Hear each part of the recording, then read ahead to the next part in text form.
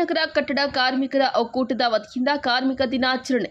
ಬಾಗೇಪಲ್ಲಿ ಪಟ್ಟಣದ ಕಟ್ಟಡ ಕಾರ್ಮಿಕರ ಒಕ್ಕೂಟದ ಆಶ್ರಯದಲ್ಲಿ ಕಾರ್ಮಿಕ ದಿನಾಚರಣೆ ಕಾರ್ಯಕ್ರಮ ಅದ್ದೂರಿಯಾಗಿ ನಡೆಯಿತು.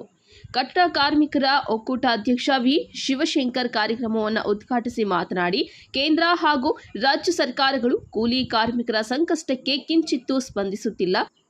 ತಾತ್ಕಾಲಿಕ ಗ್ಯಾರಂಟಿ ಯೋಜನೆ ಜೀವನ ನಿರ್ವಹಣೆಗೆ ಸಾಕಾಗುತ್ತಿದೆ. ಆದರೆ ಕೂಲಿ ಹಾಗೂ ಬಡ ಜನತೆಗೆ ಸೂರು ನಿವೇಶನ, ಮಾಸಾಶನ ಹೆಚ್ಚಳದಂತಹ ಕಾರ್ಯಕ್ರಮವನ್ನು ಹಮ್ಮಿಕೊಳ್ಳಬೇಕು. ದುಡಿಯುವ ಕೈಗಳಿಗೆ ಕೆಲಸ ನೀಡಬೇಕು ಎಂದರು.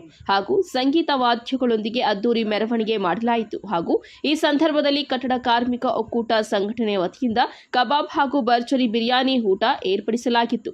ಈ ಸಂದರ್ಭದಲ್ಲಿ ಉಪಾಧ್ಯಕ್ಷ ಚಿನ್ನಪ್ಪಯ್ಯ, ಕಾರ್ಯದರ್ಶಿಗಳಾದ ವಿಶ್ವನಾಥ್ ಚಲಪತಿ, ಕಾಜಾಫೇರ್ ಖಜಾಂಚಿ ಹಾಗೂ ಪದಾಧಿಕಾರಿಗಳಾದ ಚಂದ್ರಶೇಖರ್, ಪಾಷಾ, ಬಸೀರ್ ಸಾಬ್, ನರಸಿಂಹಮೂರ್ತಿ, ಅಂಜಿ, ರವಿ, ನಯಾಜ್, ಹರೀಶ್, ವಿನಯ್ ಮೂರ್ತಿ, ಮಂಜುನಾಥ್ ಮತ್ತು ಆಸಿಫ್ ಹಾಗೂ ಆನಂದ್ ಹಾಜರಿದ್ದರು. ವರದಿ ಗೋಪಾಲ ರೆಡ್ಡಿ, ನಂದಿ ಟಿವಿ ನ್ಯೂಸ್, ಬಾಗೇಪಲ್ಲಿ.